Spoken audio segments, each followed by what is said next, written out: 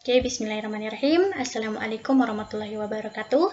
Kembali lagi dengan saya, Salsa Putri Telepulu Kadang, dengan NIM 1910-12-090, kelas jurusan Pendidikan Agama Islam semester 4 kelas C. Di sini saya akan mempraktikkan contoh kasus uji chi-square satu sampel secara manual yang akan kita uji dengan menggunakan aplikasi SPSS.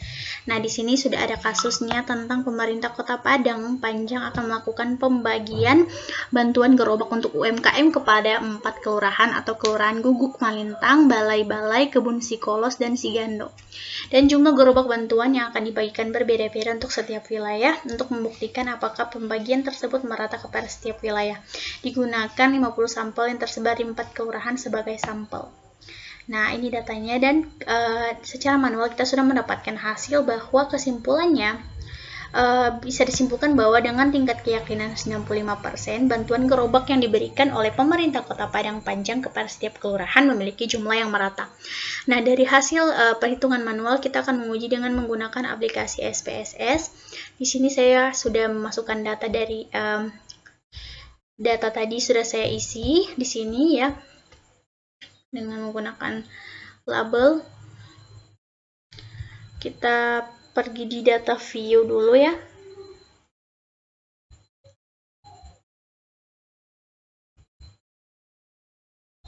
Data view, ini data, weight case, dan yang frekuensinya kita pindah di sini jadi weight case by sini ya.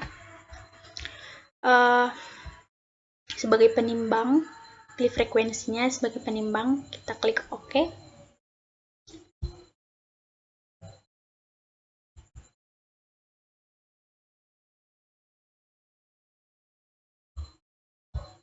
Dan selanjutnya adalah di sini kita klik analyze, non-parametric test, legacy dialogues, dan kita pilih chi-square. Nah, untuk wilayah kita pindah di samping sini. Exactnya bukan ini ya, option ya, nggak usah, langsung OK.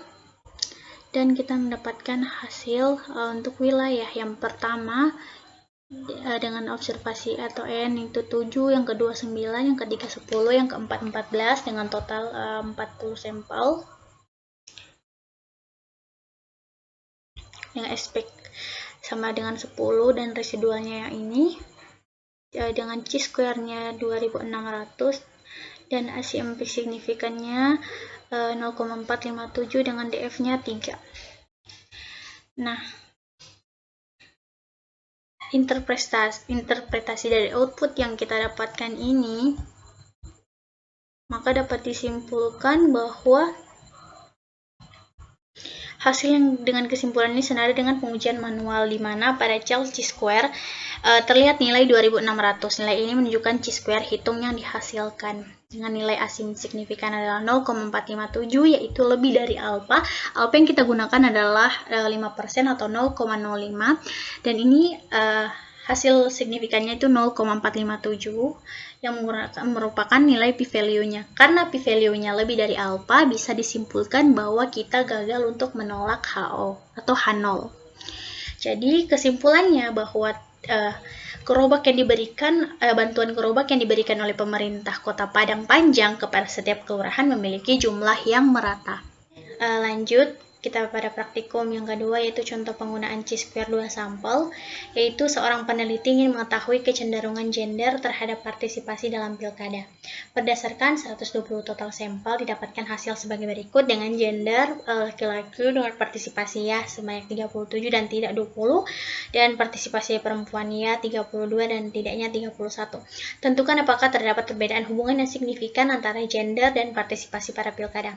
Nah, kita sudah menentukan hipotesis H0 dan hipotesis alternatif, yaitu H0 tidak terdapat perbedaan yang signifikan terkait gender terhadap partisipasi pilkada, dan atau hipotesis alternatif terdapat perbedaan yang signifikan antara gender terhadap partisipasi pilkada.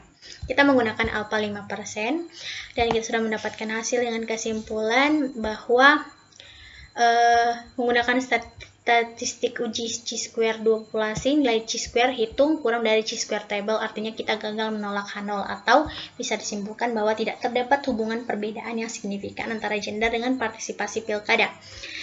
Nah, ternyata kedua statistik uji yang digunakan menghasilkan kesimpulan yang sama. Maka kita akan mengujinya dengan menggunakan aplikasi SPSS.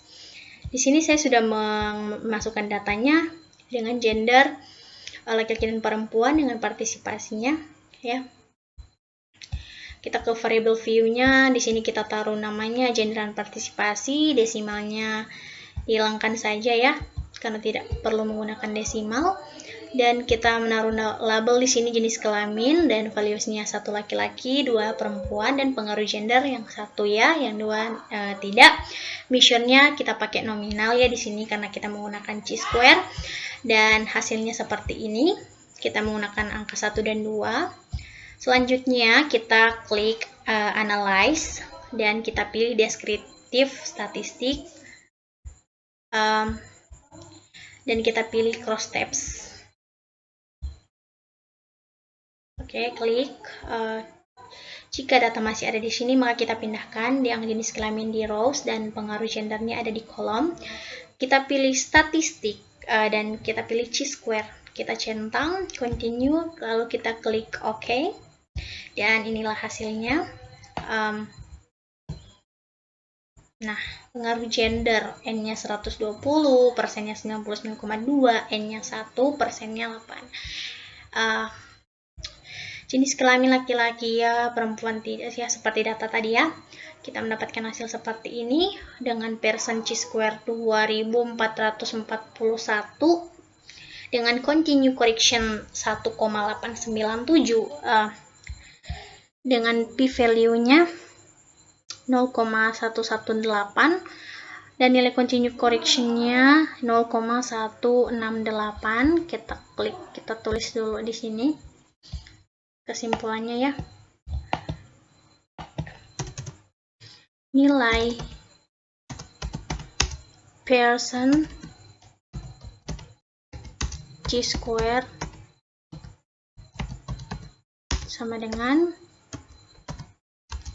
2,441 dengan p-value 0,118 dan nilai continuity correction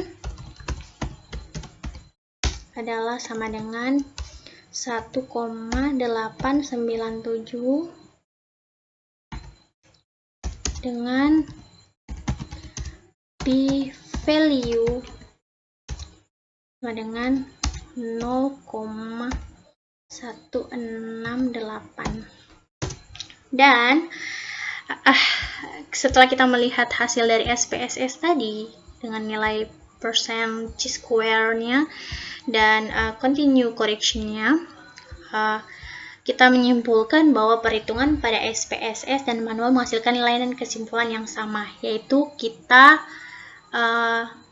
gagal untuk menolak H0 atau H0 dapat diterima karena alpanya 0,5 dan p-value-nya di sini 0,118, yaitu nilai p-value lebih besar dari alpha. Jadi kesimpulannya H0 diterima. Atau kesimpulannya tidak terdapat hubungan perbedaan yang signifikan antara gender dengan partisipasi pilkada.